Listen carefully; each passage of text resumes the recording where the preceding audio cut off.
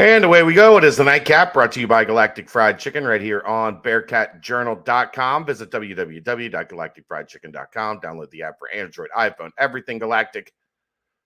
Go to the app, have them deliver. They will bring it right to your front door, pretty much anywhere inside the 275 loop, or get down to Dayton, Kentucky, Wednesday through Sunday. Tell them to pump it up, save yourself 15%. Look, it was a little nail biter tonight. It was a little tight, a little stressful. Go get yourself a victory lunch tomorrow. Go get yourself some victory dinner. Go to Galactic Fried Chicken. Like I said, pump it up. Get you 15% off of your order. All right, Mr. Smith. Bearcats 88-83 over Temple in overtime. As once again, it got a little hairy down the stretch. But I should have taken that. It was paying plus 5,000 at the beginning of the game. Does the game go into overtime? Just put $1 on that. Walk with 50. That would have been nice. Yeah, would have been all right. But you didn't. I didn't. If you'd like, go to betfredsports.com or go to the Betfred Sports app and use the code Bearcat at sign up. All caps, Bearcat at sign up, and you'll help us and you help yourself as you get into the gaming fun here in Ohio.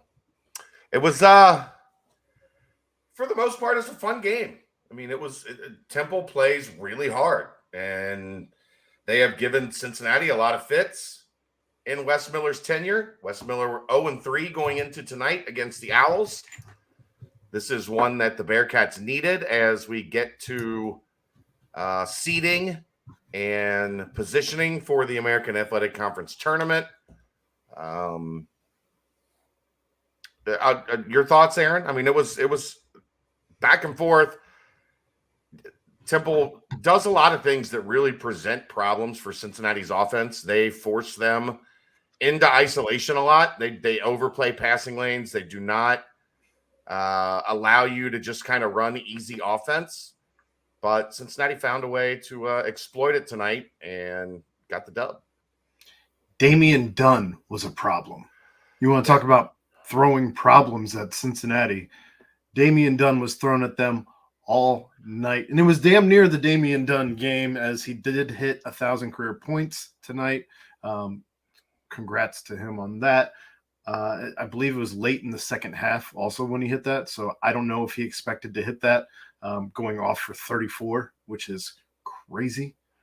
But it was not the Damian Dunn game. Instead, it ends up being the free throw game, 28-30. I mean, I don't recall a night when I've seen Cincinnati hit 28 of 30 since. 28 made free throws is a lot of made free throws. Out of 30? Yeah. Well, just in general. I mean, taking 30 in general is a lot of free throws. And to hit 28 of those, only missing 2 on the night, wow. Did a really good job getting to the line. Some of it was Dave keeping defenders off balance and getting fouled. The other key is when the bigs got to the line, the bigs made their free throws. You had Vic, 4 for 5, Odie 2 for 2, Jeremiah 4 for 4. Just a solid night all around. Kalu 2-2. 2-2 for Kalu, yeah. So they got the ball in the hands of the right guys to make free throws, and then even when they didn't, the guys that are a little bit lower percentage had a great night from the free throw line. You could tell. Wes mentioned it in the post game. All Vic has been doing for 2 weeks is shooting free throws because he can't. They were keeping him off his ankle, right, and not letting him do a whole lot of activity up until the last couple of days. You could tell his stroke looked pure, very smooth, no hitch in it, no leaving anything short or long. Like, he was pretty pure on his 4 or 5. Good to have Vic back. Agreed. Even if Coach wasn't thrilled with his performance, he wasn't thrilled with a lot in the post-game presser. But Vic is certainly a game changer, and you could tell in the post-game presser that Landers Nolly was very happy to have his boy Vic back.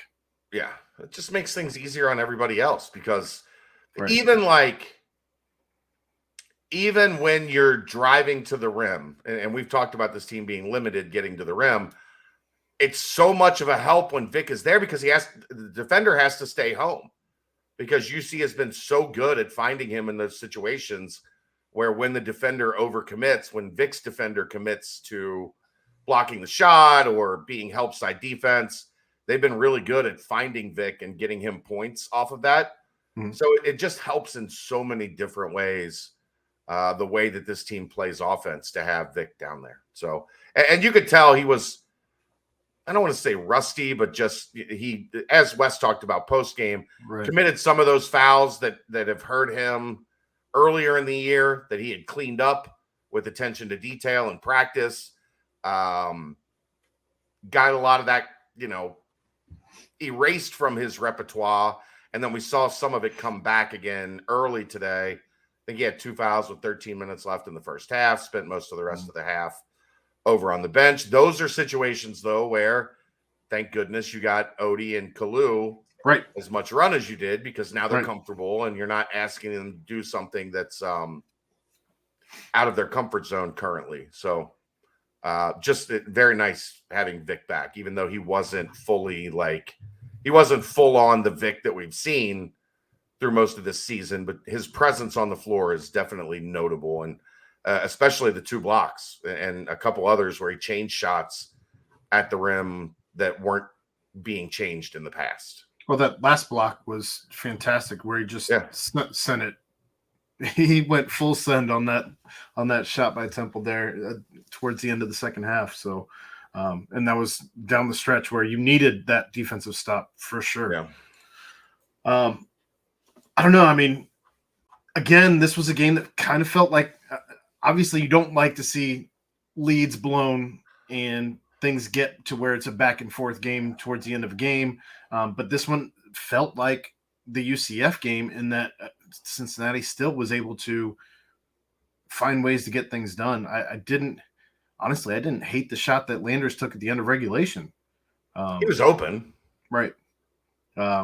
So, and the way he was shooting it, I mean, especially in overtime, my goodness. But it just seemed that Cincinnati had an answer for everything, even when you had a lead and lost it. They didn't lose sight of who they were, I guess. Yeah, and I mean, they didn't settle for a lot of jump shots. You had Micah that missed a pull-up, like a 10-footer. Dave missed a 3, and then Landers had that kind of the play where they're running Dave off screens, trying to get Dave open. But guess what?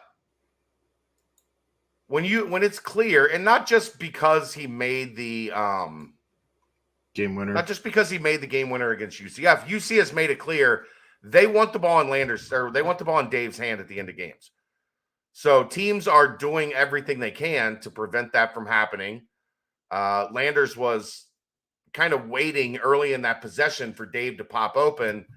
And, the difference in the UCF game on that out of bounds play, like we talked about the other night, Odie sets a great screen that springs Dave open so that they're not able to deny him the ball. They weren't able to really hit on one of those this time where Dave pops free. So then Landers is kind of left on an island. And look, man, I from that spot, from the right wing, like all the way down to the baseline, I like Landers getting to the rim because he's good at that. And then he plays off 2 feet and we saw him do it in the overtime over and over again. Yeah, top left wing, him going left is not really his strong suit. And that defense was loaded up playing middle. He didn't have anywhere to drive, unfortunately, on that last possession. Like, I don't know what else I really would have. Of course, you would prefer he did something other than just miss a shot, dribble all the way down to 3 seconds and take a 3. But I didn't know what else was really there as they were working to get Dave open really hard, and it didn't happen. But yeah, that's what's going to happen when teams figure out, okay, this is where they want to go to close out games. They're going to try to deny Dave and do everything possible to keep the ball out of his hands.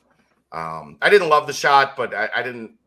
It was an open enough look for a high volume, high level shooter that it wasn't terrible because he was squared. He was open. Like, it wasn't a step back. It wasn't a fall away. It wasn't contested. Right. You would just like to see something a little bit more downhill. But as we've talked about over and over again, not a team that is great downhill. Although tonight they played better downhill than they have for most of the season. Some of that I asked Wes about in the post game. The way Temple defends them, Temple really makes them play a lot more in isolation. And I think Cincinnati was cognizant of the fact that you can attack if you go fast. Like, you can't stand there, hold the ball, and wait, and then try to go. For the defense to get set, right. Yeah, but like if you catch it and play downhill some against Temple, they're so aggressive, especially the way that they play the pick and roll. Well, and I wanted to bring that up because obviously the pick and roll has been working astoundingly for this team over the course of the last several games. It's been their bread and butter, and it's why Odie and Kalu have been able to excel. Big numbers, yeah. Excel in Vic's while Vic was out. And I thought today, obviously I think Temple did everything they could to take that away. They have some bigs who are able to do that just with their physical presence. Largely Reynolds, my goodness. That's a big. We were joking, the media crew, joking that as they walked off the floor, Satterfield had driven from his house down to Fifth Third Arena to pull him aside. Like, have you thought about playing football, son? 6'8", 250, 60 pounds. Like, we could use you at tackle, my friend.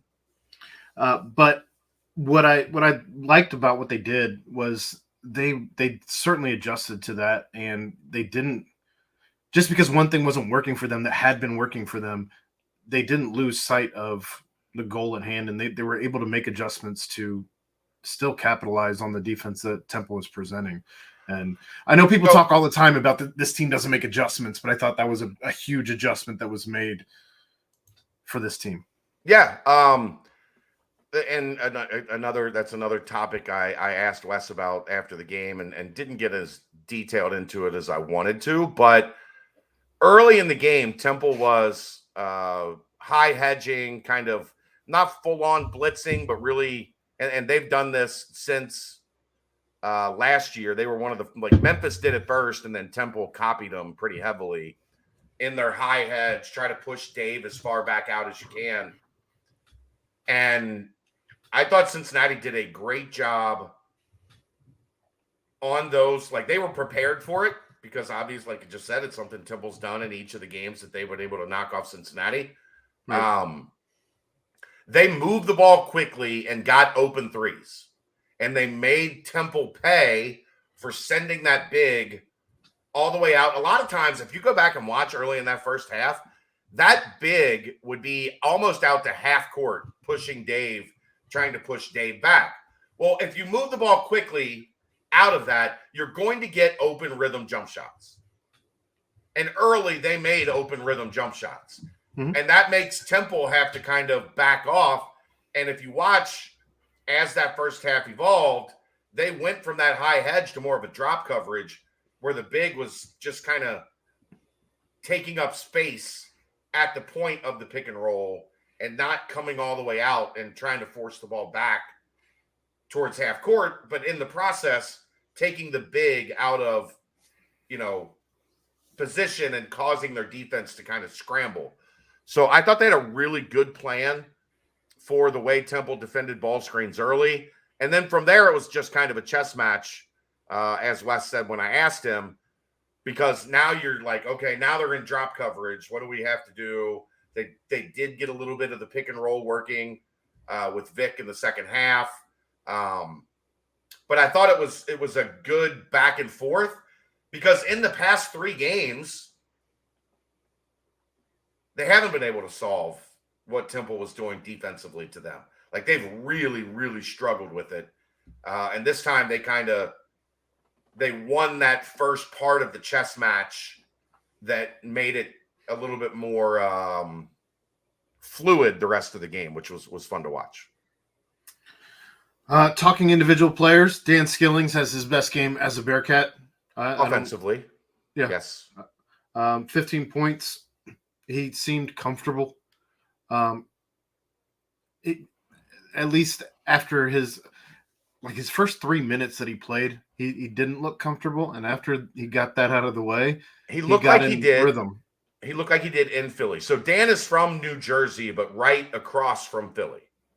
So he knows a bunch of guys, and he said it after the game. He knows a bunch of guys on that team. They hang out in the summer, play pickup games, talk a little shit to each other. So he looked a little bit nervous early and got lost a couple times defensively.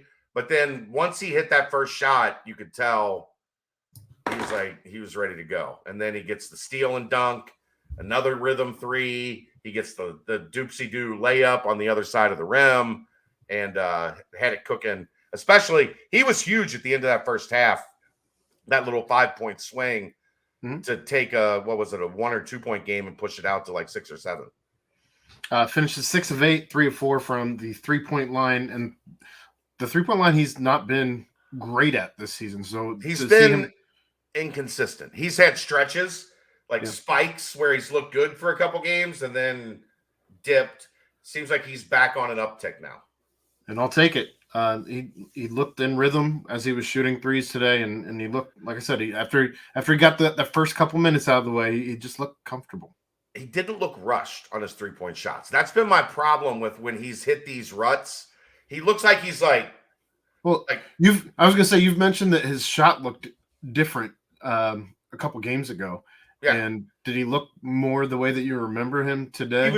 He was calm tonight, right? Like, I think when he's had these stretches where he's been bad from 3, he's rushed. He's just trying to get it out of his, like hot potato, right? He's trying to get it out of his hand as fast as possible. And today he sat in the pocket, waited for the ball, caught it, had a good clean release. And all 3 of them were clean. Like, all 3 of them were really good shots. Landers Nolly takes over overtime. I think he had he had 8 points in overtime. 9 of 11. 9 of 11. The only other 2 were the Micah, 9 of 13. JD hit 2 free throws and Micah hit 2 free throws. There you go. Landers was 4 of 4 from the floor, 1 of 2 from the free throw line.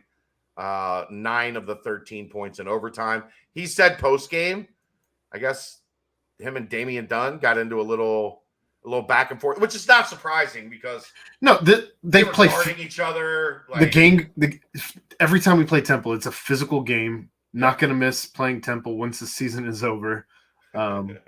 Obviously, you saw Micah get his eye busted open, and he had to go get that worked on. I was surprised to see him back in the game. Nice job, Bob, on that one. Big game, Bob, getting it done. But as we're talking about Micah, might as well talk about him. 2 of 7 from the field today, 1 of 5 from 3. 6 rebounds, though. 1 3 early big because Temple kind of looked like early. They were Cincinnati was getting good looks and missing. Temple was the aggressor right out of that first 4 or 5 minute segment. But the Micah hit a 3 right in there that kind of made everybody kind of take a breath and seemed like got things kind of back on track. So he didn't score a lot. Stat sheet stuffer though. 6 rebounds, 4 assists. I did have 2 turnovers, but dude played 39 minutes. The only person who played more minutes today was Dave. Just 43. Swiss Army knife. I think that's the way you could describe Micah tonight. Defensively, he did what needed done as well. Obviously, nobody was stopping Damian Dunn tonight, but he wasn't on Damian Dunn. So it's kind of a moot point there. It was largely Landers and then Dave. Dave some. Yeah. Landers, though, I can't say enough about the guy. Just really happy, just capping that off. He struggled for most of the first 40 minutes. Let's be honest. Until overtime, and just took over. You know, he was okay. It wasn't like he was bad. It's another one of those things where, like, if that's your bad game, you're pretty damn good at basketball. Right. But overtime, I thought in overtime too, Aaron, what we talked about earlier, he played to his strength, which is going right and getting into that area 7 to 12 feet from the rim. But when he got there, and I was talking with our guy JT Smith about this like throughout the game, when he got there, he was on 2 feet, he was balanced. So like when he took the little rise up shots, he wasn't coming off of 1 foot and wasn't a fade. Wasn't spinning, wasn't a fade. It was playing balance off 2 feet, get the look that you want, Bang. Have some touch on it, and had it go down.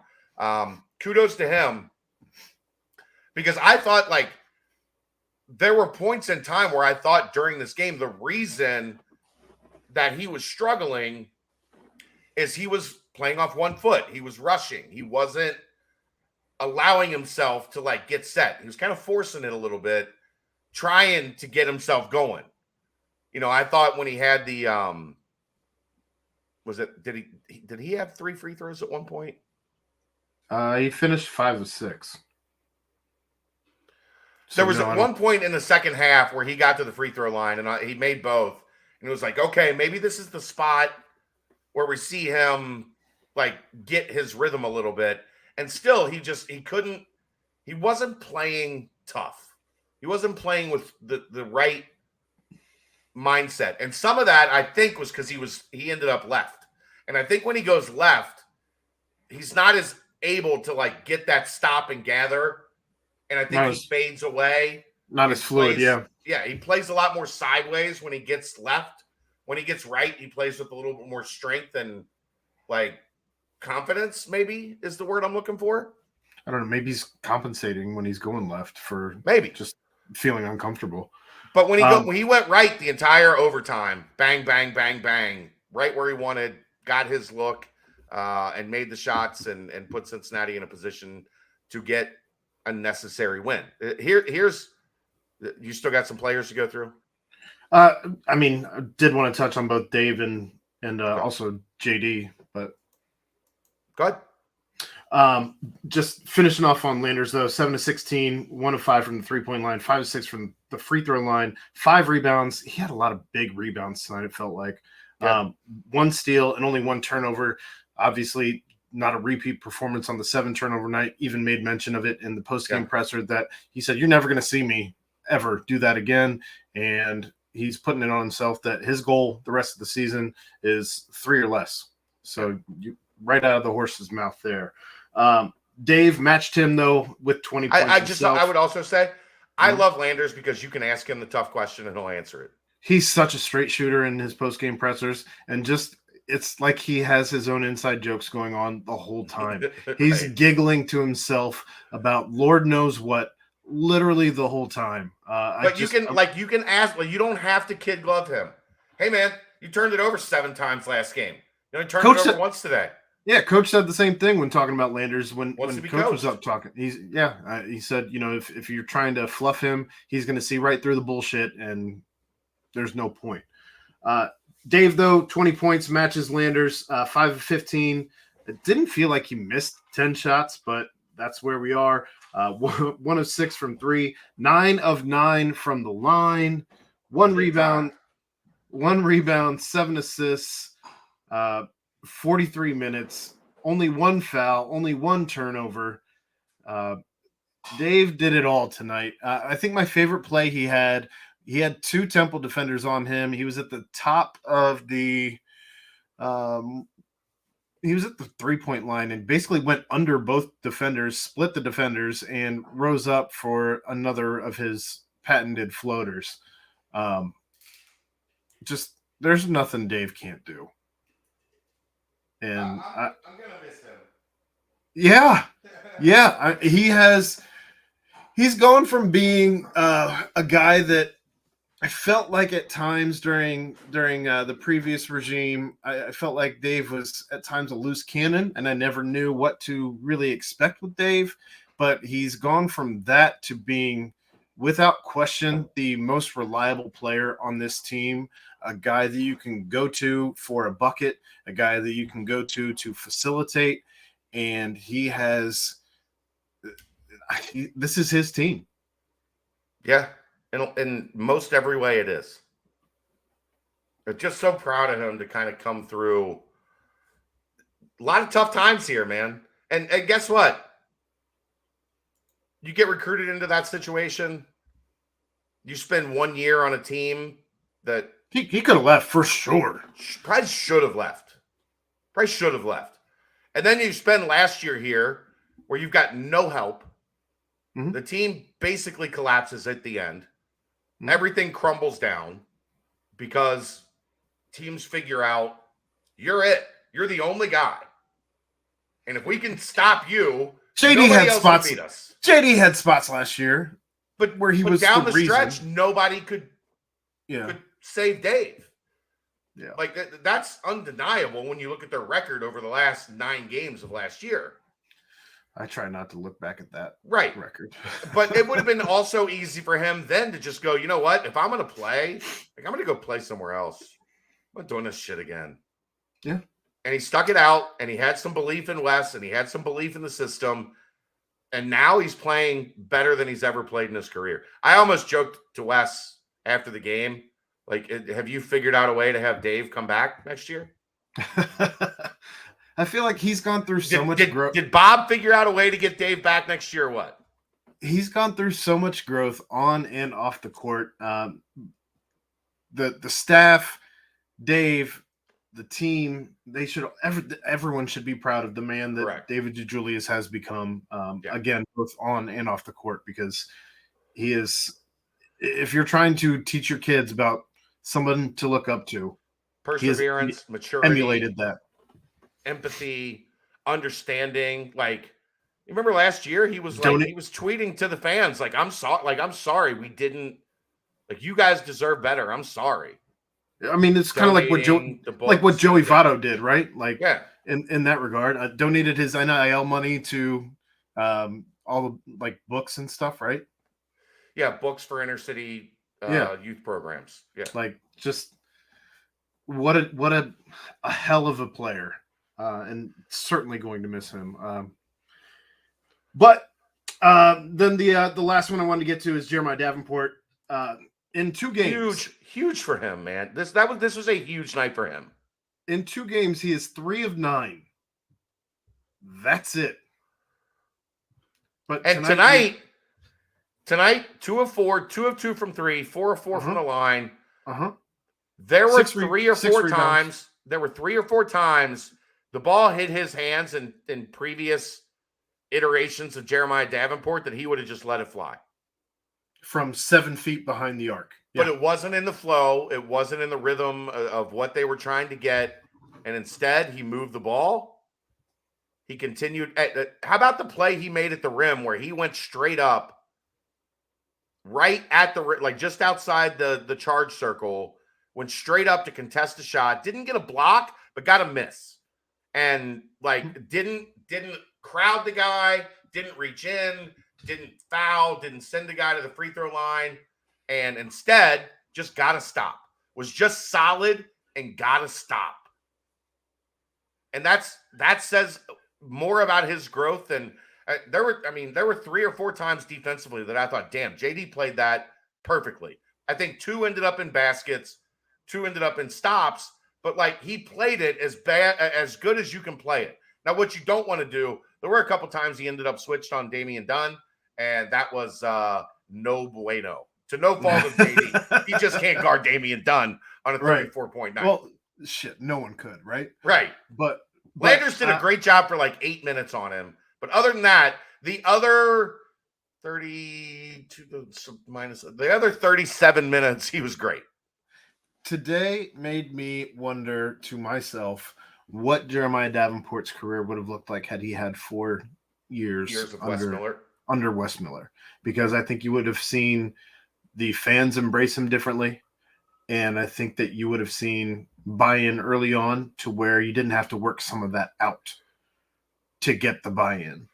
Well, the other key being you would have hoped he would have been on teams that didn't need him so much to be something that he wasn't. Sure. Because that was the ultimate problem with JD for a long time. It wasn't on that first team, obviously, because you had Jaron and Keith and Trey Scott, who was there tonight. Awesome to see Trey. Went over and talked to him for a few minutes at halftime. But sophomore, junior year, JD had to be something that he wasn't. Yep. That creates a lot of bad habits. It was a thing of beauty to see him do what he did tonight both ways, and he's come a long way as well. So. I know this isn't popular. I would like to see him back next year. This version of JD that we're starting to see. Where you don't like part of the problem, Aaron. I know you're biting your lip right now. Part of the problem defensively you've seen from JD is that they had no choice but to have him on the floor for 33 minutes a night. So teams could just go at him over and over and over again. 28 minute, 26 minute, 20. What did he play tonight? 31. 30. Well, he did play 31 tonight.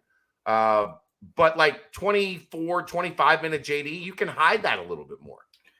I would just be nervous about if he starts to fall into some of his old JD next year. He's bought in right now, is he not?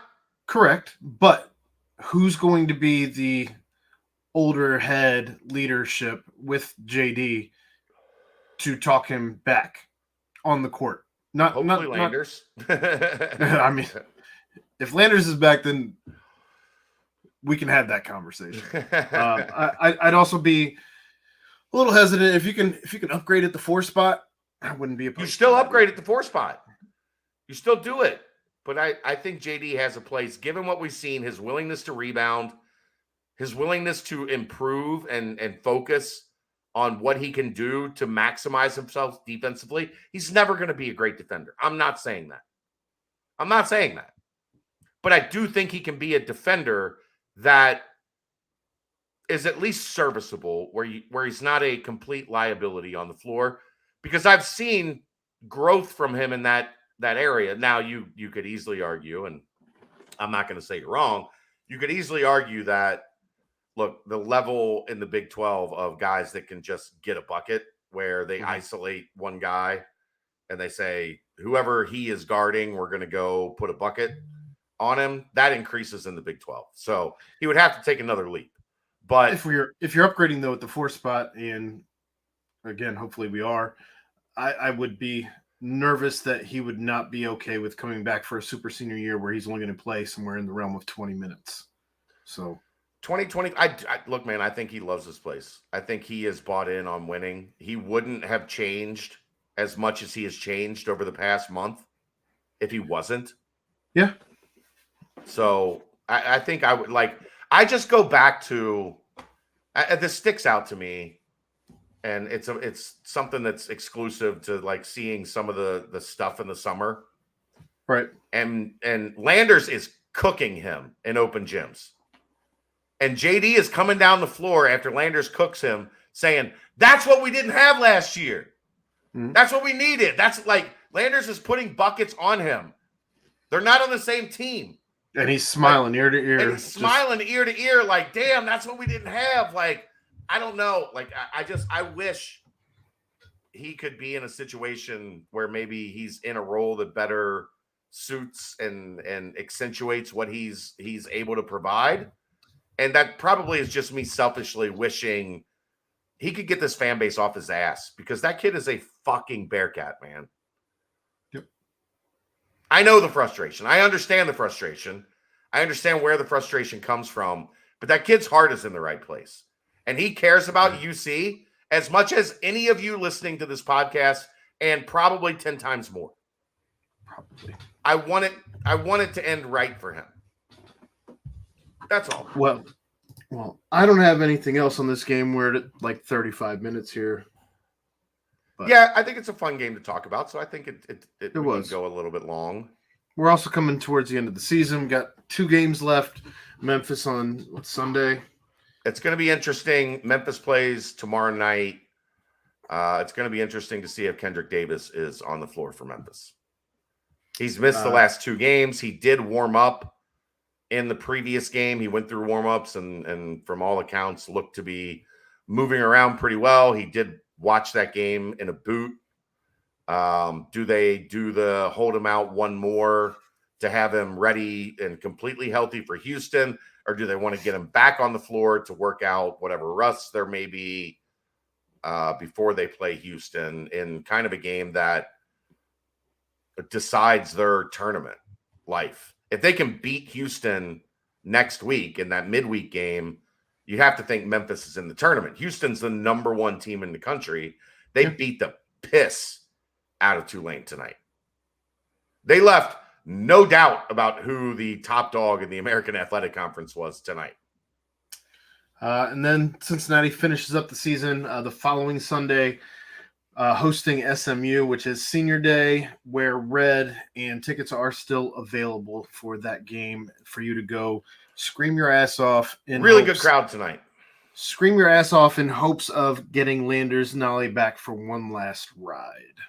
Really good crowd tonight. I will. The student section was on fire when the situation called for it. The crowd was on their feet. I saw the lower bowl standing. There was one guy right behind Temple's bench actually hyping the lower bowl. I know who that is. He's a good dude. He was my hero tonight. He's wearing red, flapping his arms, trying to get the whole lower bowl up. That's his season ticket, is right behind the opposing bench. Good. I dap him up every game. I love him. He's a good dude. Well, pass it along that he was my hero tonight. I will. Anything else? Won the rebound after getting. We got to talk about this, Aaron. They lost by 18 the rebound battle in the first game, 35-29 tonight. Only 5 offensive rebounds for Temple. Only 7 second chance points. 27 bench points for Cincinnati.